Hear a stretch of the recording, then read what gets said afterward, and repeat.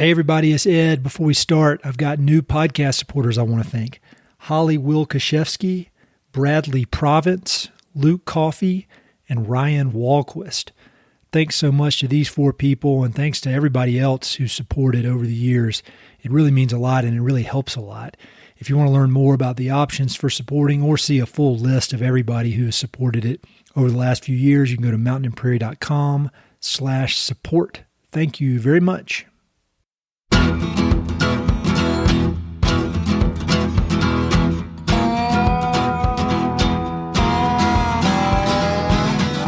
Hey, this is Ed Robertson, and this is the Mountain and Prairie Podcast, where I introduce you to some of the innovative individuals who are shaping the future of the American West. I meet most of these people through my work in land conservation or through my hobbies and interests that revolve around spending time up high in the mountains. My guests include ranchers, writers, entrepreneurs, conservationists, athletes, artists, adventurers, pretty much anyone who's doing important work, has an interesting story, and loves the American West. My guest today is Adam Gall. Adam is a hunting guide and owner of Timber to Table Guide Service, a guiding company focused on helping hunters of all levels put wild, healthy, and delicious meat on their tables. Based in the small town of Hotchkiss on Colorado's western slope, Timber to Table offers multi-day hunts on both public and private lands, offering top-notch instruction on everything from the intricacies of elk hunting to the technical skills needed to properly and efficiently process the meat. Adam is highly regarded by many of my friends and past podcast guests and praised as an outside-the-box thinker, so I'm thrilled to finally have him join me on the podcast for a conversation. Adam's professional background gives him a unique perspective on wildlife, land management, and wild places in the American West. He worked as a wildland firefighter, a wolf biologist, and a high school science teacher before devoting himself to full-time guiding. He's also been involved in a variety of volunteer initiatives, ranging from leadership positions with groups like Backcountry Hunters and Anglers to advisory roles on issues such as the wolf reintroduction in Colorado.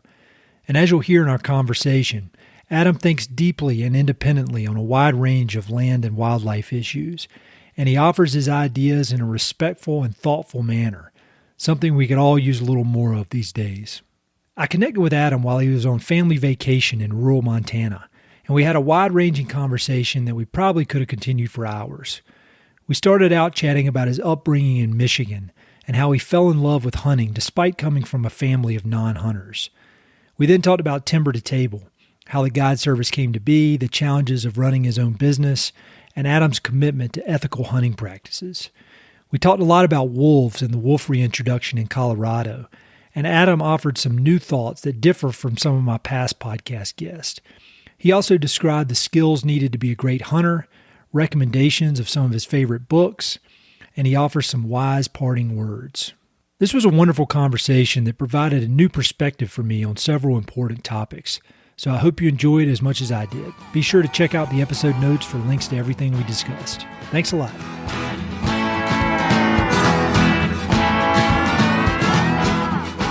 can you talk about where you grew up? Sure. Yeah. I was born in Grand Rapids, Michigan, actually. So, which is the lower, kind of the southwest part of the lower peninsula of Michigan. That was the closest city, I guess, that had a hospital. And then I grew up in Caledonia, which is, when I grew up there, it was a pretty idyllic place for a kid to grow up. It was just a small farm town, lots of dairy farms, cornfields, very ag-based. I moved away when I was 20, basically, and haven't really gone back since. And now it's kind of been swallowed by Grand Rapids, and it's just sort of a suburb of Grand Rapids. So, but that's where I spent the first 20 years of my life. Went to, like, all my friends and stuff had the same deal, K through 12, Yeah, which was cool growing up in that small town atmosphere. I really appreciated it. There's something, there's a common theme among a lot of guys that I've had on this podcast, and it's Michigan. Like I Chris Dombrowski, who's our mutual friend, and then I had a really great writer, Callan Wink, he's also a fishing guide. And there's this, and then like you think about Steve Ranella, he's a Michigan guy. What is it about Michigan that produces these kind of committed outdoorsmen? That's a good question. I've never been asked that, but I would agree. I think the Midwest in general, Minnesota, Wisconsin, Michigan, it seems like people, it's like part of the culture there. Just, and I don't know if it's because there's a lot of water and there's a lot of trees. And so it perpetuates, there's wildlife there, especially maybe those people you just mentioned, like Chris Dombrowski and Steve. And, back when we were kids, I think there was probably more deer and maybe a little easier to get on to, Mrs. Kundi's 80-acre farm or whatever. And, you could go hunt rabbits and pheasants and whitetails all in the same place. And so it made that quote unquote lifestyle a little more approachable and easier to access. And it ingrained that type of activity in your day-to-day existence. And then it just carries on through as an adult.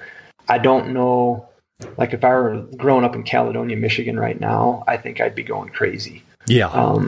Because it's, M37 is now a 4-lane highway. And I remember the day I graduated high school, the main street of Caledonia kind of T-intersected into M37 there, the little 2-lane, at the time, a 2-lane state highway. And they were auctioning off right there at that main intersection. It was the only stoplight. There was a big John Deere outlet for all the farming equipment. And they were auctioning off all that stuff because they were going out of business. Oh, wow. And liquidating. And I remember sitting there in my beat up little S10 Blazer that I drove around. Yeah. I remember sitting there waiting, and it was kind of a big day. You graduate high school, you're kind of moving on type of thing. And I remember thinking, wow, that's really weird that that's happening. And it was a sign of the times, because now a lot of that is gone from that area, for better or worse. No, it makes sense. I mean, I'm from North Carolina originally, and a lot like where my wife grew up in Raleigh, North Carolina. It used to be the country. And then when I was doing commercial real estate in Raleigh before I moved out west, I mean, you could just see the development just encroaching out there. And it used to be these open farms and white-tailed deer and all this. And now it's just, it's all paved. And I always wonder, like, where are these people coming from? Like, where is being dried up? And maybe like Midwest, Ohio, Appalachia, and that, you hear about these communities that are, but like here in Denver, I mean, the Front Range of Colorado, Denver, Colorado Springs is just being overwhelmed. Crazy. Yeah. Yeah. I don't know. Yeah. And I had, I guess getting back on track with my train of thought there, talking about the John Deere outlet, to the greater point of, I don't think the place I grew up then is not even close to being the same place it is now. And I think that's, as you just mentioned, it's happening all over the place. And the effects that the sprawl and suburbia and stuff like that has. I remember my mentor teacher at Hellgate High School in Missoula, when I was getting ready to become a science teacher, he made a really interesting comment to me that had never dawned on me before, because I was a victim of, a certain way of thinking, maybe like a lot of people. But like you just said, in Raleigh, you drive around and there's whitetails in those fields, and then they put in a subdivision. And gosh, you used to see deer there, but I guess the deer, they must just have gone someplace else. They're not there anymore. You don't see them. And I remember he was talking to his class one time, and he said, those deer didn't go anywhere else. They died, most likely, because that was the habitat that they had.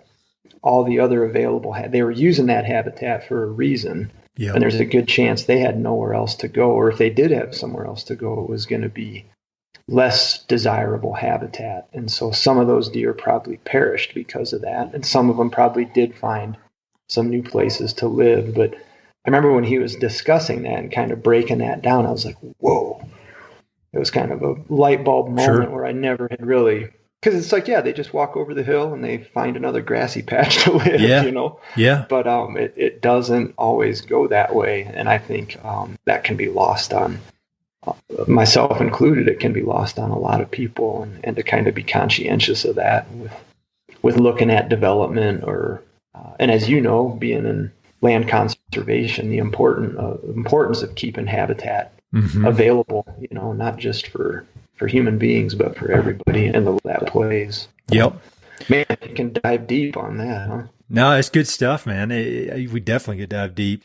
So when did hunting become such a big part of your life? Was it always when you were a kid? Were you big into hunting? I mean, when did it kind of take over as one of the biggest, a huge focus in your life? When I was growing up, I didn't have any family that hunted or fished. Oh, really? Kind of yeah, no one in my family does still to this day. I'm kind of the apple that fell from not from a different tree, but at the very far end of the branch. Yeah.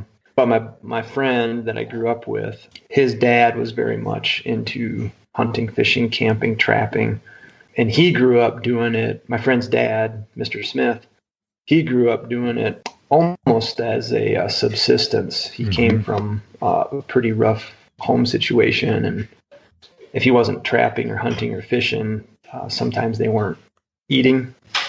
So it had a little bit of different meaning to him, but he's the one that got me into it because of his son. We spent a lot of time together, and they invited me camping a couple times, and then took me fishing on the Coldwater River a couple times, and that was it. I was like, man, this is really cool, and then it just kind of took off from there. So, and I'm lucky from the standpoint that I had parents, my mom and dad pretty much supported or allowed me to go over to the Smith's house every weekend growing up. They knew that was where I enjoyed being, and they held me to certain things. I had jobs and chores and stuff, but they supported my interest, I guess is what I'm trying to say, even though they weren't themselves involved in hunting or fishing and didn't really want to be. So that's cool. Home rabbit or something like that. It was like, well, we're not cooking it. If you want to do something with that, go ahead. So I kind of had to take that all on myself, which was a good thing. But my friend's dad was really the reason that I got into all this stuff. And kind of to a certain degree, it's why I'm where I'm at now. Yeah. Which is weird to think about. Well, it's cool. I mean, I think one of the things you hear from a lot of people is that I didn't grow up in a hunting family, almost like it's a lost cause. And so I think it's super cool that you have, it's your livelihood now, and you basically had to kind of teach yourself in some ways. So I think that's awesome. And it's instructive for people. I made a lot of mistakes. Yeah. Well, you kind of have to, Wait, so I want to talk, at some point I want to talk about your varied background. Cause like, you're a teacher, you're a firefighter, a wildlife biologist, wolf biologist. But I think first of all, I think it'd be good to talk about your guide service, because I think it's very unique. And not that I'm like a hardcore big game hunter and know a lot about it, but it seems like you're doing really unique work. So can you just talk about your guide service a little bit? Sure. Yeah, it's Timber to Table Guide Service is the name of the business. I got to a certain point where I enjoyed hunting. Obviously, I loved hunting for myself, but I remember I took a friend out elk hunting one time. I knew where there was a little group of bulls. This was in Idaho. And it was like, hey, Tyler, I know where there's a few animals. I wasn't hunting myself, but I took him out to this spot, and that was kind of the quote unquote first guiding experience I ever had. And and Tyler was an experienced hunter, he grew up in Helena. And so seeing the kind of the light bulb thing where it's like, wow, I took this person to a spot they didn't know about and got them on these elk. We didn't get one that day, but it was a really cool thing to see, his demeanor and whatnot. So I was like, man, maybe I could get into guiding. And so I started guiding. I did that for a few years in Colorado once I'd moved down here. And then from there, I kind of started noticing with outfitters that I was working for, like, well, there's some things they're doing that are cool, that I agree with, be it from an ethics standpoint or from just a business standpoint. But there was other things where I was like, gosh, I would not be doing that if this were my gig, and eventually it came to the point where I talked to Anna, my wife, and I was like, I think we should maybe try to do something on our own. And my wife is a really good butcher. She's really, really skilled at breaking down animals from a previous work experience that she had and her interest in food. So we kind of put the two things together. And me being a former teacher, education was a big thing. And public lands awareness is a big mantra of ours. This was all stemming in like 2015, which that whole kind of resurgence of the sagebrush rebellion was happening, where there was all kinds of legislation being proposed for transferring public lands. So a way that I saw to kind of push back against some of this was to recruit and create more conservation-minded hunters and people that appreciated public lands and what the public lands mean for wildlife and hunting and people's health and enjoyment as a whole. That whole merger kind of came together with Anna being the butcher, me being the guide, and if the hunters got something, they were able to kill an elk, then Anna would teach them how to break it down, and they would kind of get an appreciation of where their food's coming from. You're not just looking at a piece of meat on a piece of blue styrofoam and cellophane. So all that, I realize I'm talking through this sort of fast here, but all of that kind of coming together gave birth, so to speak, to the Timber to Table guide service business that we have now. And it's been really well received. A lot of hunters out there, we kind of cater to new hunters that are just getting into it or are more into it for the food, antlers or whatever, which is, I love antlers as much as anybody, trust me. But at the end of the day, it's about the meat, about the food. That's what hunting boils down to in its truest form. And that's something that is at the heart of what we're trying to get across to people is the food that this animal is giving you, the respect that you show that animal because of that sacrifice, and going about it the right way, trying to create ethically minded, conservation minded, hopefully lifelong hunters that are going to speak up for their public lands, public waters, and be good stewards, and hopefully that has a ripple effect. So they have a good experience. Maybe they go home, they talk to their family, or they talk to 5 of their friends, and they kind of get their interest piqued, and hopefully it creates, not like we want everybody to come out to Colorado to hunt. That's not the whole point. The whole point is if they're going back to Illinois or Florida or wherever, they take that mindset back with them to their place, and they can then instill some of those values wherever they're coming from. That's the big picture hope, I guess. No, I think that's awesome. And I mean, if I were to hire a guide, that is, I mean, you're the guy I would want to go with just for that very reason, because it's much more of a holistic experience. And I mean, I feel like it scratches a lot of different itches, everything from filling the freezer to learning about public lands to learning kind of a ethic to it all.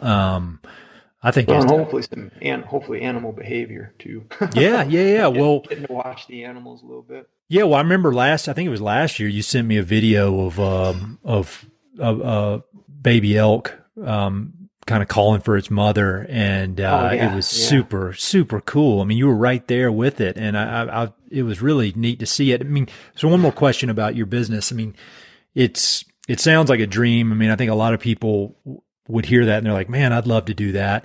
But at the end of the day, it is a business, and you got to make money doing it. So has it been like when you initially had the idea, like, all right, I'm going to do this, we're going to go off and start our own business. Yeah. How has that been like from a kind of an entrepreneurial standpoint? It has been challenging and surprising, the office component of the business. Oh, really? Yeah. That's not something I was quite prepared for. Just the stuff of following up on emails and returning phone calls and keeping track of your expenses. And, I mean, it's all standard stuff, but all of a sudden when it's, punch you in the nose, it's like, whoa, this is part of the deal too. It's not just walking through the woods looking for elk sign, it's some other important things. So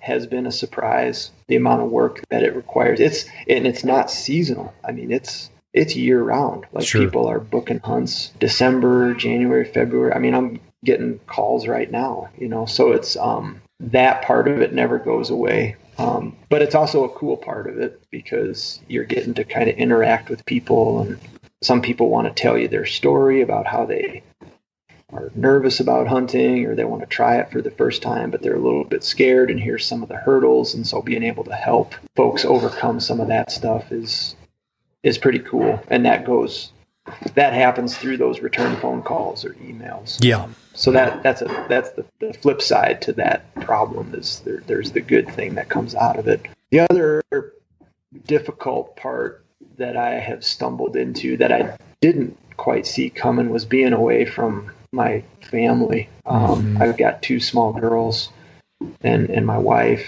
of course, and being away for extended periods of time when I'm guiding, that is, for me, mentally challenging sometimes. Sure. And it's getting easier because the girls are a little bit older now.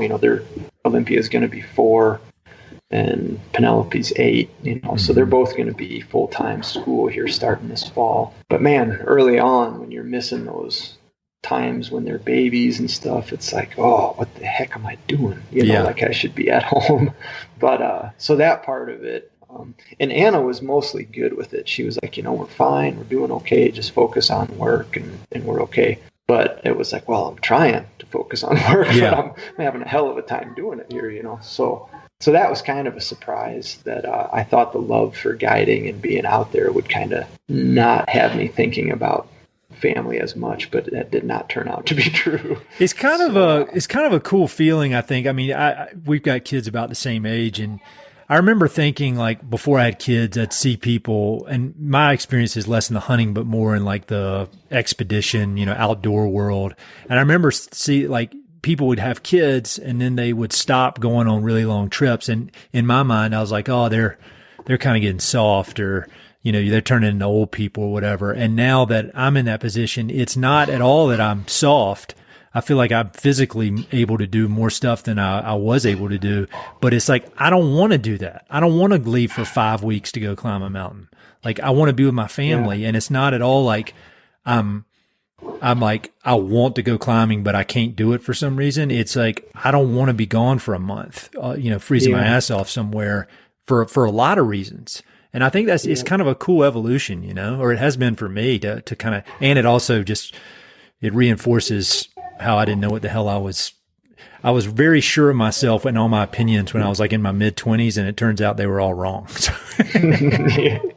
Yeah, that's something Anna and I talk about with some regularity, is we're both grateful that and to each their own, this isn't to say there's a right or wrong at all, but we're both really grateful that we had kids late in life. Like I think Anna was actually, the hospital called it like a geriatric pregnancy. Oh yeah. My second one, my wife, they said that about my wife and our second kid. Yeah, it's like, man, I don't know if I like that label, but anyways, we had kids later in life, which we're both really grateful for, because there's a lot of stuff in her 20s and 30s that she was able to do before she was married with kids that she wouldn't trade for the world. She was a phenomenal cyclist. She was a really good mountain biker and road bike. She raced and competed, and that was a huge thing for her, and she loved it. And then on my end, I'm glad I waited, because it allowed me to do the wolf work and firefighting and some of that stuff, and I wouldn't trade those experiences. As much as I love my kids, I'm glad.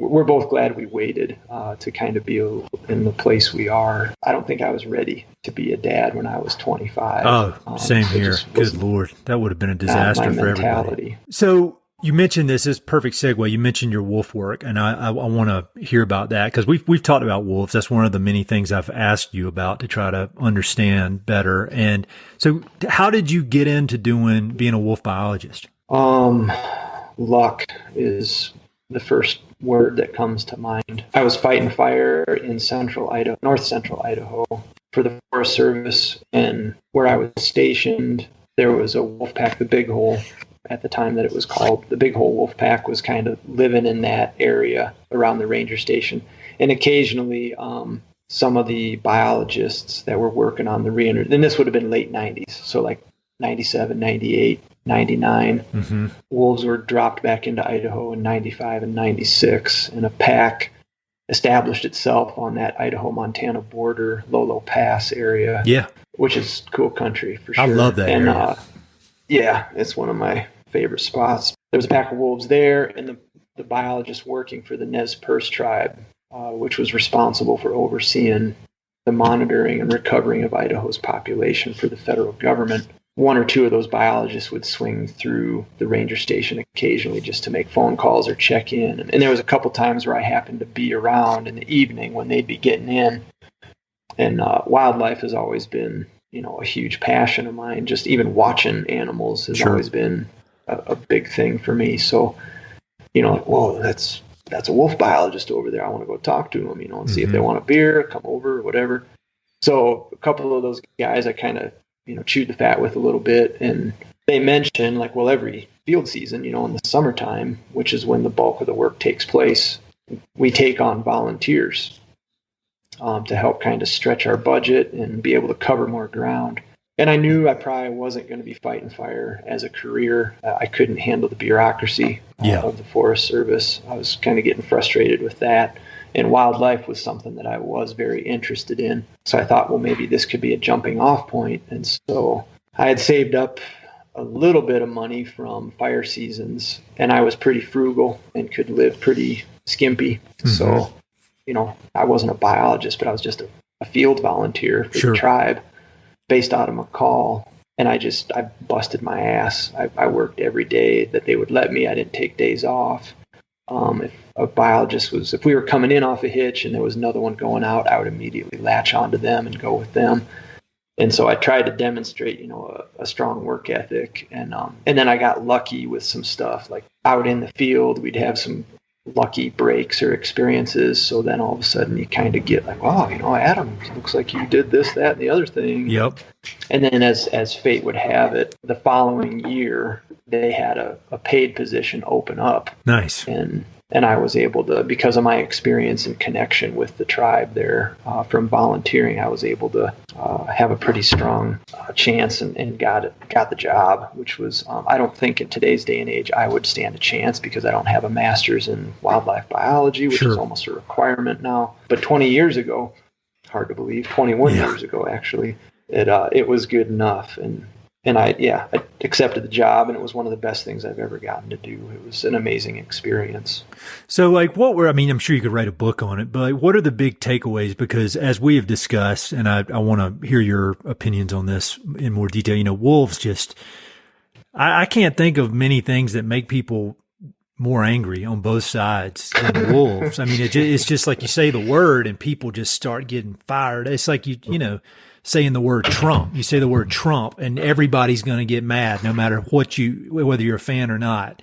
And I feel like wolves are the Western version of that. You just say that word and you can see their blood start boiling. And it's the most ridiculous thing to me, to get so keyed up when you can have just a discussion. And that's why I admire the way that you're able to discuss it in a way that makes sense. So, I mean, what was the big takeaway from your time as working with wolves about the species, about their place in the West? I mean, we can talk about specifically the reintroduction in Colorado later, but just as a species, what do you think? Yeah.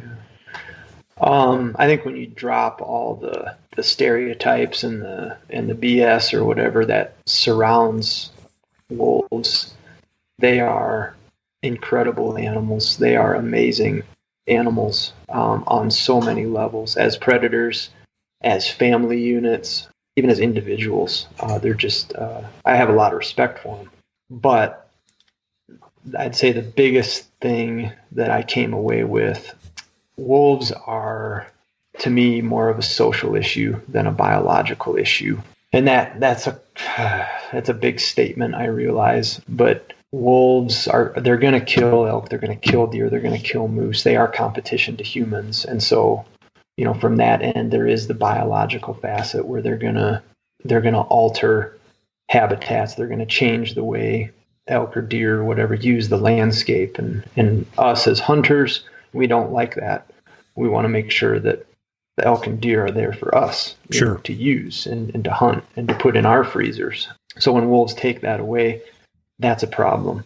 In conjunction with that, there's the livestock component. When calves come in underweight, or the cows are stressed and they come in underweight and all that stuff, or they're getting killed on the range. Obviously, that's impacting livestock operators' way of life and livelihood, and they don't want that threat. So that's, to me, where the social thing is the much bigger hurdle to try and clear, is people being willing to live with them. And they don't have to. I mean, there's people out there, that the second they see a wolf, they're going to shoot it, and they think they're doing the right thing, and that's their position. And I'm at the point where I don't really try to argue with that anymore, because as you just indicated here a minute ago, the way of thinking there sometimes is so ingrained that it's just not worth trying to pick a fight over it or get somebody to change their mind. You just have to accept it for what it is and try to work within those parameters.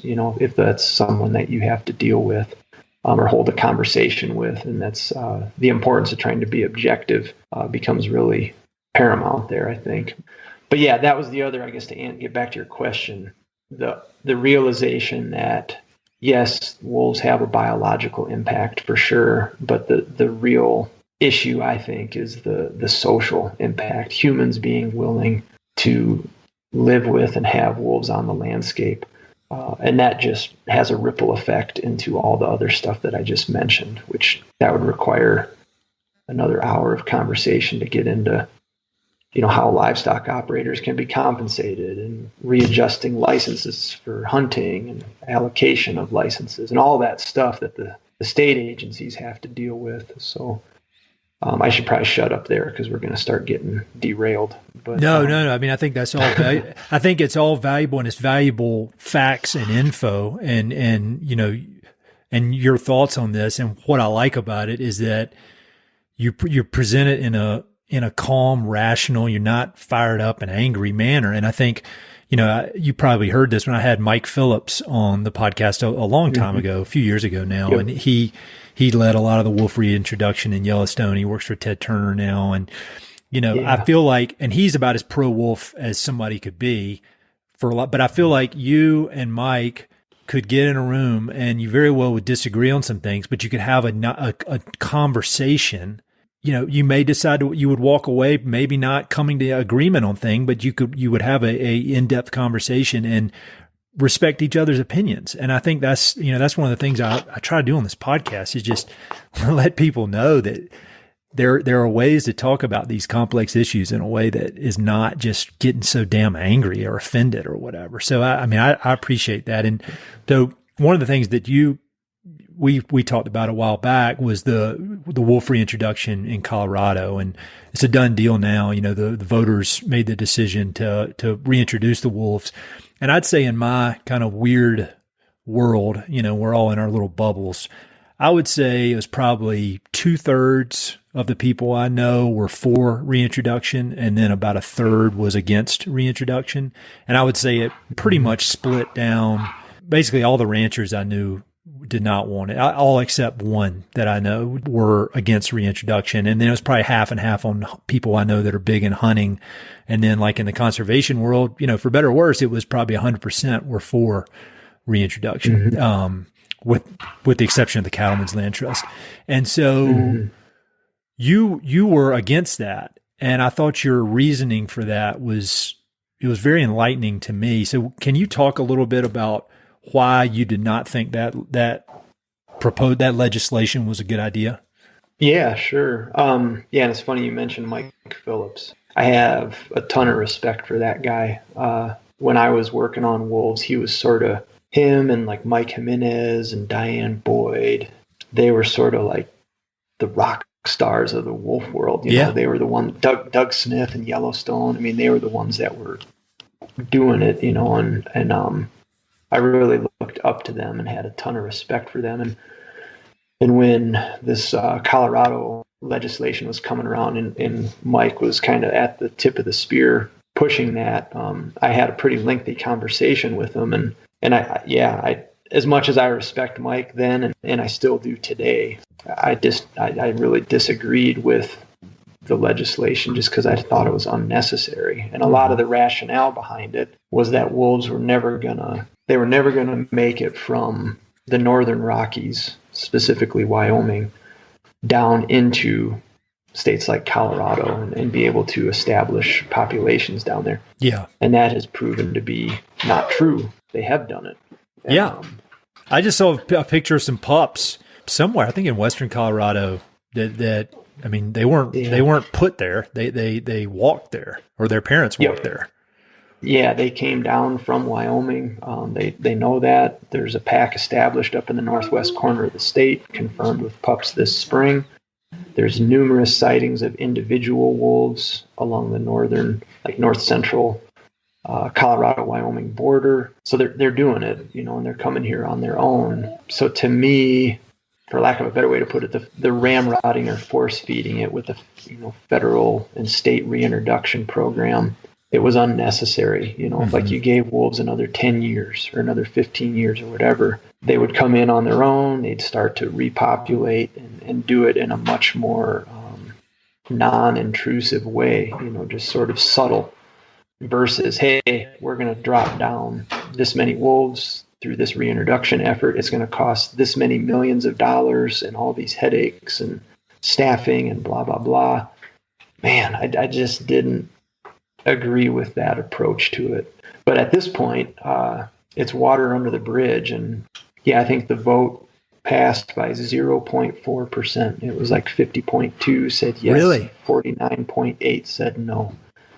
So by that slim majority, we're now involved in this very laborious, very divisive reintroduction effort. But that being the case, we got to just plow through it, move ahead and be smart, be patient, listen, and try to educate folks and do it in the best way for all parties involved as possible, which is going to be challenging for sure. But that's the hand we've been dealt, and that's it. So just to clarify for me, so you don't have a problem with wolves being on the Colorado landscape. It's just that you don't think the state government needs to be pushing them into the landscape. I mean, if they show up naturally, that's cool. Yeah, no, that's a very good way to put it. And I think a lot of people who are against wolves or would vote no, if you said, well, what if they came in on their own? In the conversations I had, almost always the answer was,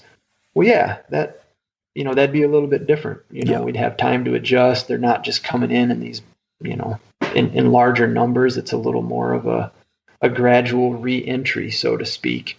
So from that end, I saw it as a much less divisive approach because, as you alluded to from the get-go, there's not a lot of gray area with wolves. People either think they're the spawn of Satan or that they walk on water and they're, this deified entity. And so having it happen on a more quote unquote natural scale where they just walk in on their own, that to me was a better route to take. Wolves don't care if they're in Colorado. No. That doesn't make any difference to them. It's people that care that they're here and people that want to see that animal on the landscape and they want it now. It doesn't matter if it's 5 years or 20 years, that doesn't count. They want it right now. And that to me is, man, nature doesn't work that way. It doesn't work on the human time scale. So yeah, and on that end, I don't have an issue with wolves being here. I don't think we get to play God personally. That's just my take on it. They were here way before us, and for us to get to pick and choose, like, well, this species can be here, but this species cannot. Man, you're stepping onto a very slippery slope with that mindset. And yeah, I guess that's my overarching thought there on wolves is they do have a place here. I think they should be managed just like everything else. Yeah, but it has to. But they do have a place, and for us to dictate things isn't necessarily how it should go. But nevertheless, we're dictating things now, and here we go. Well, and can you talk about the CPW, Colorado Parks and Wildlife, work you're going to be doing on this subject? Yeah, I think I can explain it a little bit. Yeah, just high level, because I think it's good for people to hear. You're very thoughtful about this, and you're not just like jumping on one bandwagon or the other. I mean, you thought this through for yourself based on a lot of experience and scientific and from a hunting perspective. And so I think it's good for them to know that you're going to be helping to figure some of this stuff out. Yeah. Yeah. So Colorado Parks and Wildlife has established 2 working groups to help with the management plan that's going to be put together to manage wolves in the state of Colorado. There's the Technical Advisory Group, which is some of the heavy hitters. They're going to be the ones who are actually crafting the management plan. So folks like, I know Carter Niemeyer, who's my old mentor. He's an awesome guy. He's going to be on there. Mike Jimenez, Doug Smith, some of those folks who have as much wolf experience as anyone in North America. They're going to be working on this technical advisory group. And there's more than that. There's like, I want to say 12 or 15 people. So then kind of working in conjunction with them is the Stakeholder Advisory Group. And that's what I'm a member of. And that is kind of a statewide representation of various demographics. So ranchers, outfitters, environmental groups, conservation groups, all of those different parties are going to be represented to kind of represent the general scope of Colorado. And they'll work with the technical group to kind of edit or review the management plan proposals that the technical group is putting together.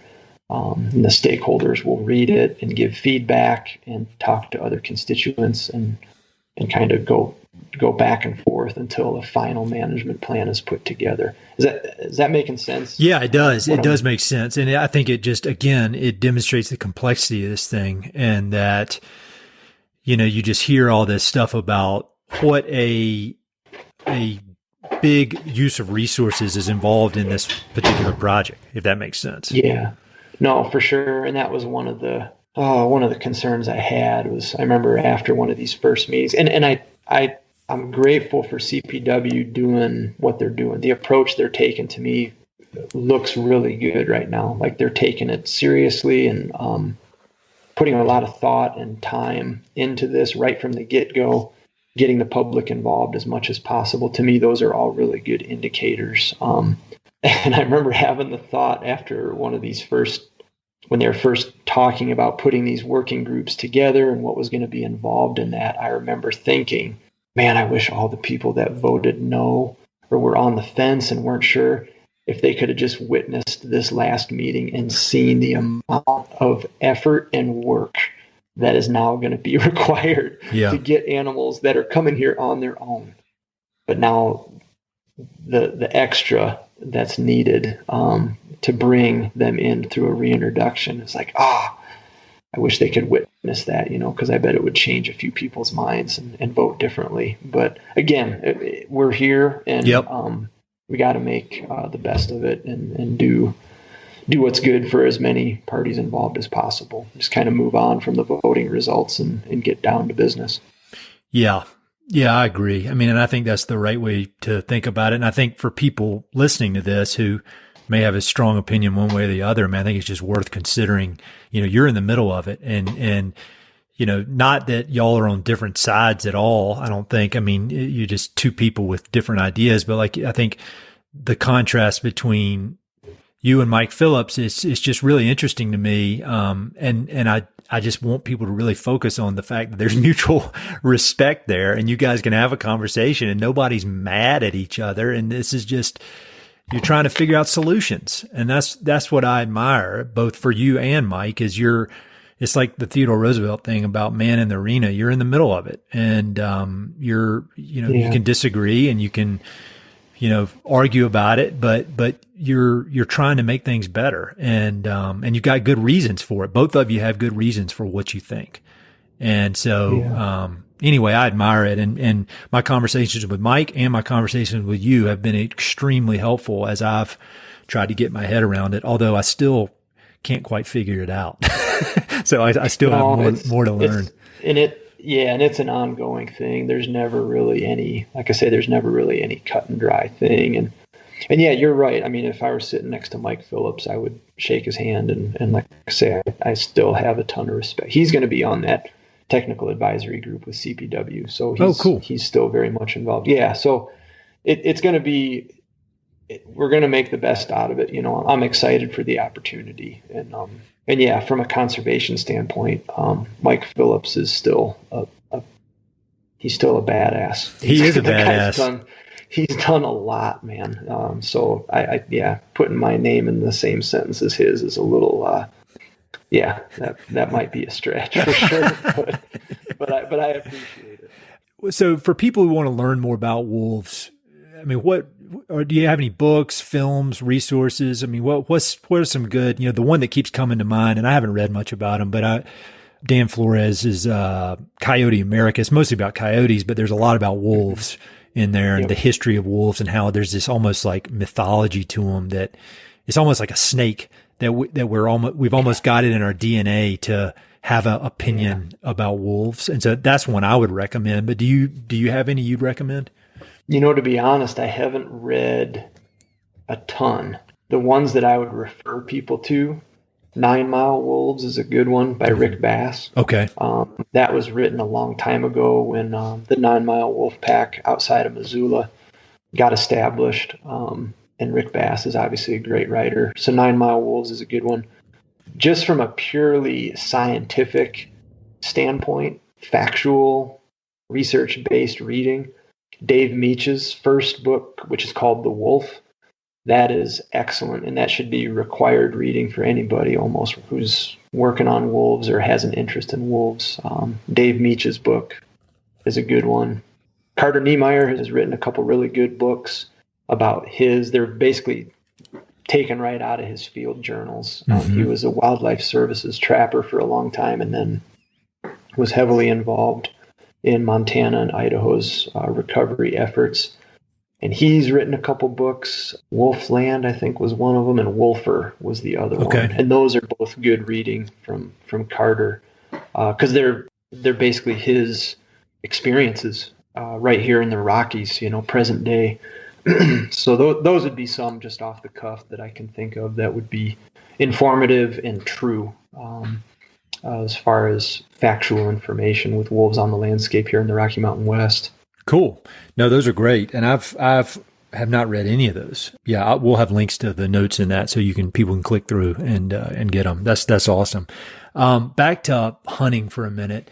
I know that there a lot of people who listen to this podcast who are interested in hunting, particularly big game, but they may not know how to get started. They dream about doing it for all the reasons, the adventure, the food, but nobody in their family hunts. Maybe they live in a big city and it's just kind of, they can't figure it out. So while we're on advice and recommendations, my recommendation would be they need to call you up and do a guided hunt immediately. Maybe sign up for like 3 or 4 of them, but you're too humble to really push it. So that's my advice. What is your advice for novice hunters or aspiring hunters who want to get going? What would be your advice to them to take it from a dream to out in the woods and then eating some good elk?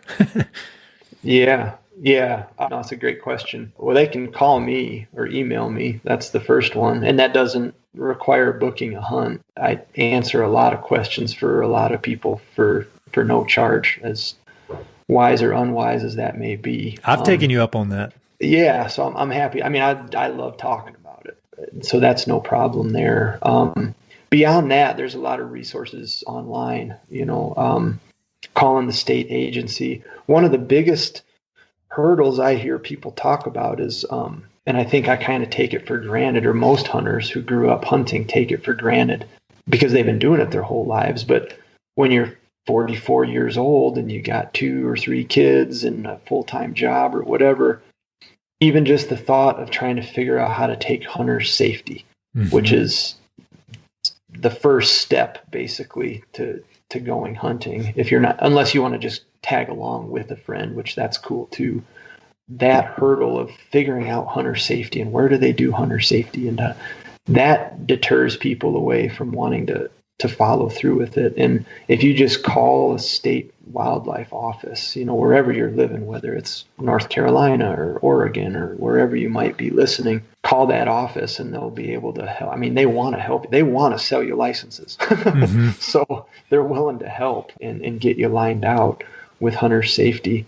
Another thing that's starting to crop up now is hunting mentorship programs, where if you're new to it and you just want to maybe try it or see what's involved, there's mentor programs typically offered through the state, but also sometimes through nonprofits. That can be a good avenue to getting some questions answered.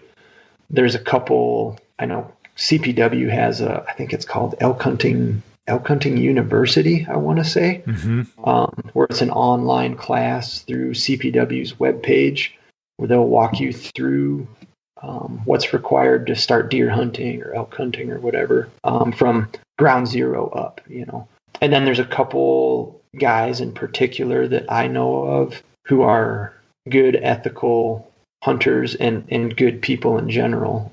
Randy Newberg is one of them. He does a lot of do-it-yourself hunts. He's really into the, helping people get out there.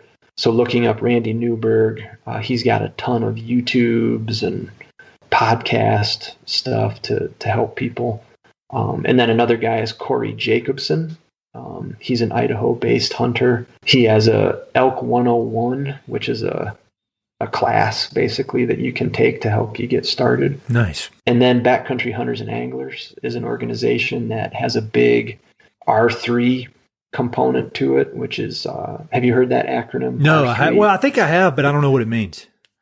It's kind of a buzzword, and it's actually catching some flack now. Really? Some pushback. But R3 stands for recruit, retain, and reactivate. So the point is hunting as a whole nationwide is on the decline. It's on the increase in the West because more people are coming out West to hunt. But as a whole, license sales for hunting is going down nationally. So R3 was this initiative created to recruit more hunters, reactivate hunters from the past that don't do it anymore, and then retain those hunters so they keep doing it year in and year out. And R3 programs are starting to pop up all over the place. Timber to Table Guide Service, Anna and I's business, we host an R3 event at our place for a weekend where we bring, usually it's college kids that come out. Okay. And, we go through everything from the ethics and the history of game management. We shoot rifles out at the rifle range with a couple of game wardens that help us out. We kill a deer and go through the processing, and then we butcher it in the barn, and the students get to take home meat. So that's one thing that we offer, and it's free.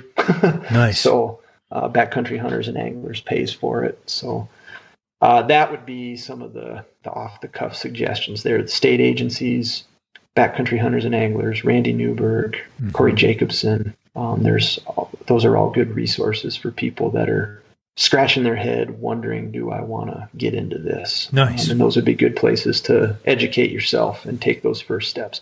Or just call or email me. Okay. That's an easy one too. So. No, that's great. One other hunting question for you. So kind of on the other end, we're talking about beginners. You're deep in this world. You know a lot of, truly world-class hunters. What, in your mind, what separates a very, very good hunter from a great hunter? Like one of the best you've ever seen versus somebody who's very good, and I don't even know what good means. That's for you. You can define that. What, in your mind, what makes somebody a world-class hunter? Man, that's a good question. A couple things. One of the first ones would be patience. Then I'll never be a world-class hunter. You'd be surprised. I used to not be patient either. When I was younger, I just had, I hate to say it, but it's almost like I had bloodlust. Sure. I wanted to prove myself. I wanted to show that I could kill a big buck or whatever, and that was all that. And I ate the meat still, but it was really about trying to prove myself against the animal. Mm-hmm. And I still have that a little bit now, but I see it through a much different lens. I've been fortunate enough to kill a few animals in my hunting time, and I just don't see it that way anymore. And that has come with experience, and I've become a lot more patient in the process because I know eventually I'll get my opportunity. So patience will be the first thing that comes to mind.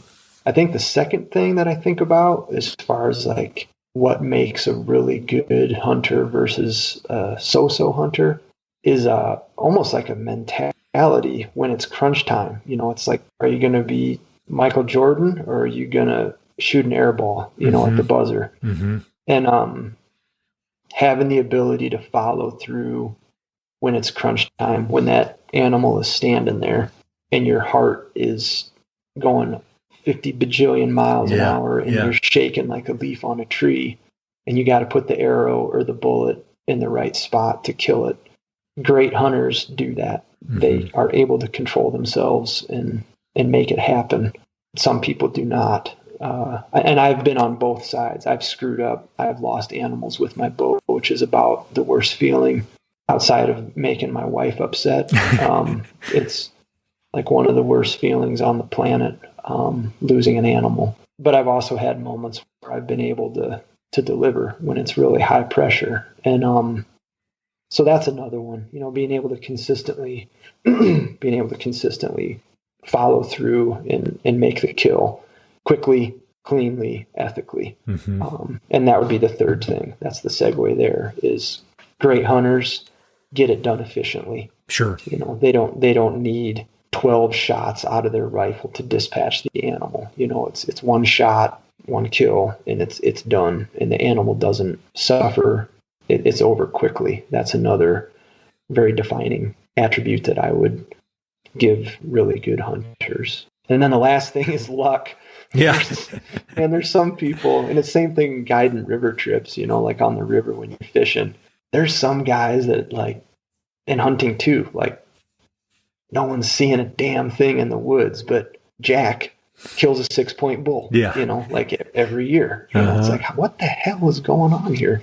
And or some people, they just catch fish on a day that no one else is catching fish, and they do it every damn time they go out, So I think there is a little bit of that mojo or juju or luck or whatever you want to call it. Yeah. But there's the old saying, you'd rather be lucky than good. Oh, yeah. So there is a little bit of that with hunting. Those would be my recaps. There is the patience, the follow through, the ability to keep your composure and follow through, and the luck aspect. I think those are good. And I'm always relieved when people say luck, because I think that shows a level of humility. It'd be one thing if somebody's like, no. They're 100% convinced that it's all them, I mean, luck is, no matter what you're doing, luck is huge. So kind of two final questions that I like to ask everybody. First one, you already mentioned some great wolf books. Any other books that you have meant a lot to you, or just in your professional and personal lives, or maybe even one you've recently read that you would recommend? People who listen to this, and I love book recommendations. So if you got any, let's hear them. Yeah. And I've been waiting for this question. Oh, nice. Actually, because I listen to your podcast a lot. So I always like hearing what people have to say. And now that I've built it up like that, I really don't have a ton of good recommendations. But you already did, though. The wolf ones are good. Yeah. The ones that I think about, like I'm reading Arctic Dreams right now, which isn't by Barry Lopez, which isn't necessarily West specific, but it's still what an incredible piece of writing. So that's one that I'm reading right now that immediately pops into my head. And then Chris Dombrowski years ago, speaking of him, Body of Water is phenomenal. So good. God, so good. I couldn't believe, I heard him on Meat Eater and immediately bought the book, and I just inhaled it. And I'm not big saltwater fisherman at all. And I just it's like poetry. It's like a fast moving, exciting book that is also, it's almost like poetry, the way he writes about the water and fishing. Truly unbelievable book. Yeah. He wrote, just a quick side note, CD and I went to school together back in Michigan. And I remember he wrote, and I don't know anything about writing. I am not a writer.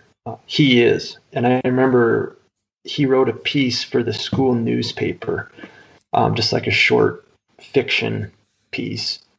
And I remember eating lunch and reading it over lunch when I was sitting by myself, and I had a minute, and I read it, and I was like, man, I don't know anything about writing, but this guy's good. Oh, yeah. Even then, it was like, it was just different. It was so well crafted and good. Anyways, so Body of Water by Chris Dombrowski is a good one. And a book that Chris turned me on to years ago, James Galvin's The Meadow. Yes. that is probably one of my all-time favorite books. I've read that book probably 4 or 5 different times. Really? And it blows me away every time I read it. Just certain passages and pages.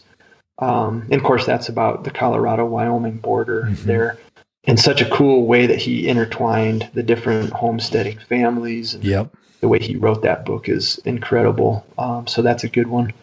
2 other books that I'll throw out there. They're not West-based, depending on your perspective, because at the time, the topic of those books, they take place in the Midwest. And back in the late 1700s, early 1800s, the Midwest was the West. Yeah. So it kind of depends on your perspective. But Alan Eckert is his name. I think he's passed away now, but he's kind of a historical fiction writer. But he did a ton of research, and he wrote 2 books that were really impactful on me as a kid. The first one was called The Frontiersman, and it was about a guy named Simon Kenton, who is not as famous as Daniel Boone, but lived alongside and during the same time as Daniel Boone in that Kentucky, Ohio Valley country. Yep. And was a frontiersman, and that was an incredible story. And then the other one by Alan Eckert is called A Sorrow in Our Heart, and that is a biography of Tecumseh, the Shawnee chief, which is an amazing story. Tecumseh was a human being who was well ahead of his time, I think, just in terms of his vision and ability to see a bigger picture, and a phenomenal leader of people. So those would be a few that I have thought about in thinking about you asking me this question that I've really enjoyed. So among others, but those are great. Those are some ones I would throw out there. And most of those are new to me. So again, links will be in the episode. And for people, we were talking about Chris Dombrowski. I had him on the podcast, so I'll have a link to that too, so people can go and listen. He's an awesome dude, and he's a great writer, and he's very generous. He's been very helpful to me in a lot of different ways, which is awesome. So, final question. I mean, you're just a really interesting guy to me. You're very thoughtful. You think for yourself. I really admire the way you go about your business and just thinking about all these complex issues out here. And I think the people that listen to this podcast, for the most part, they're very open-minded. They want to learn. They're open to having their opinions or their thoughts pushed a little bit, or at least I hope so. That's how I am. And if they're not, you don't need to listen anymore. But could you? What's your advice? Do you have any parting words of wisdom? Something you want to ask? Advice for people listening? Just share. It's always a hard question for humble people, but give us some wisdom to wrap it up. Man, I think in this day and age, just try to be respectful. Yeah, be respectful towards other people. Have some humility, and be willing to laugh at yourself. Life, it sounds cliche, but man, life is too short to just be pissed off all the time. Yeah, I guess a lot of my answer to that question would be based in the place that it seems our nation and world is in right now, where it seems like there's a lot of divisiveness. So just being kind and being respectful and being willing to compromise a little bit. Those to me would be some parting thoughts there as far as trying to instill something. Well, that's perfect, man. Well, I really, this has been a long time coming, so I really appreciate you taking the time, and I'll look forward to meeting you in person one of these days, hopefully very soon.